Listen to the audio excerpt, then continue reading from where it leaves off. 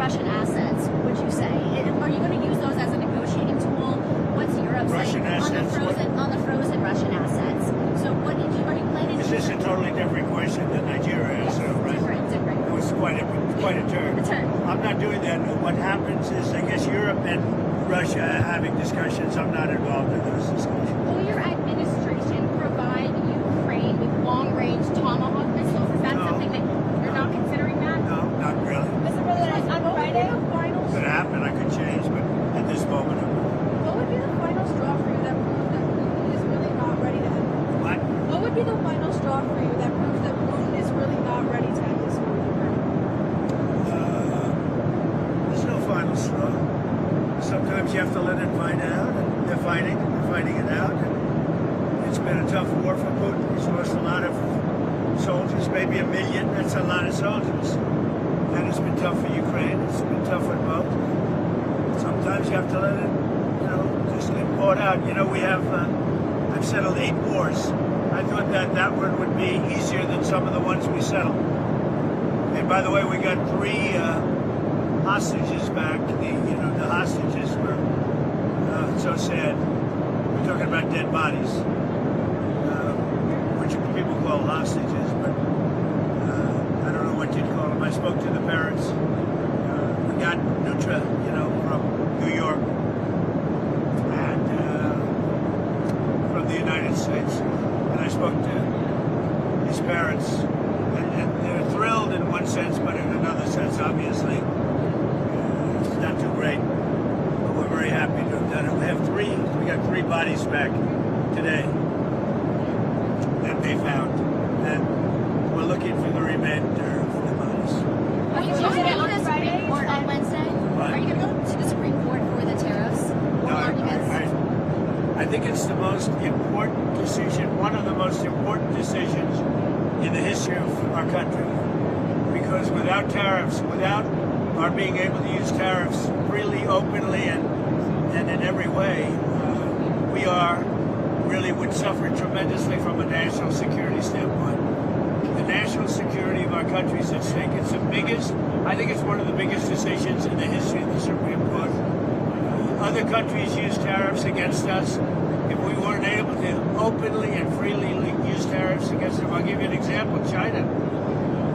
That was going to be a disaster for the world, and I was able to settle it very quickly, very easily, because I was able to use tariffs. It's total national security. And economic health is also part of national security, by the way. But without tariffs, our country would be in great jeopardy. So will you attend the oral arguments at No, I don't think so, because I don't want to call a lot of attention to me. It's not about me, it's about our country. I'll be going to Miami. I'm going to make a speech in front of a large group of people in Miami, and said I wanted to go so badly. I just don't want to do anything to deflect the importance of that decision. If we don't have tariffs, we don't have national security. And the rest of the world would laugh at us, because they've used tariffs against us for years and took advantage of us. And you see what's happened. We've become wealthy. Our stock market hit a record high on Friday. A record high. It's hit 48 record highs during my term. And a large part of that's because of tariffs and our good trade deals. Without that, you couldn't make a good trade deal. And we were subject to being abused by a lot of other countries. Years, not anymore. Tariffs have brought us tremendous national security. Venezuela. Is there a deadline for Venezuela to act against these alleged drug gangs before they face? I don't ever set deadlines. I do what I do, but I don't set whether it's Venezuela or anything else. I don't set deadlines. You said that it's not true that you made a decision on striking inland in Venezuela, but are there actual plans for those strikes in the near future? Well, how can I answer a question like that? Are there plans for a strike on Venezuela? Who would say that? Supposing there were, would I say that to you? We have very secret plans. Who would say that? What kind of a question is it? Look, we'll see what happens with Venezuela. Venezuela sent us thousands and thousands, hundreds of thousands of people from prisons, from mental institutions, drug addicts, and so did other countries. That's the bad. Other countries did it too.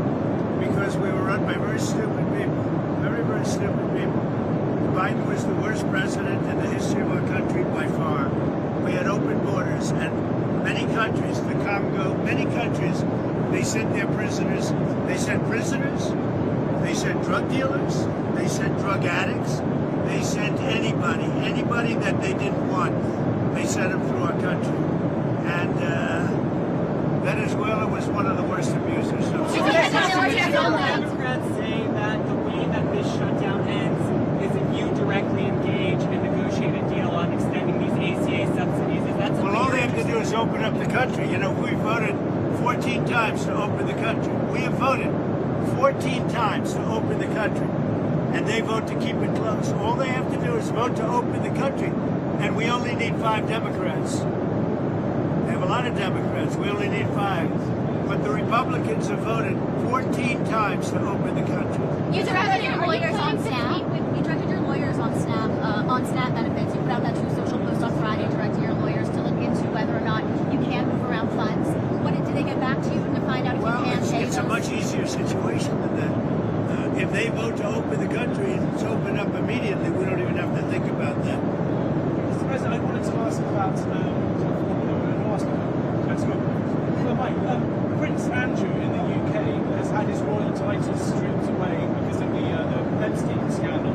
I know you're close to the royal family there. Do you have any thoughts on I what's feel very happening there? badly. I mean, it's a terrible thing that's happened to the family. That's been a tragic situation. And it's too bad. I mean, I feel badly for the family. Mr. President, are you still planning to meet with Jensen Huang? Have you spoken with him after your talk? Jensen Huang of NVIDIA, the CEO of NVIDIA? Yeah, I've spoken to him. What about it? So are you planning to meet with him? You said when you I were... meet with, look, he's one of the great geniuses of our time. His chips are 10 years ahead of anybody else's.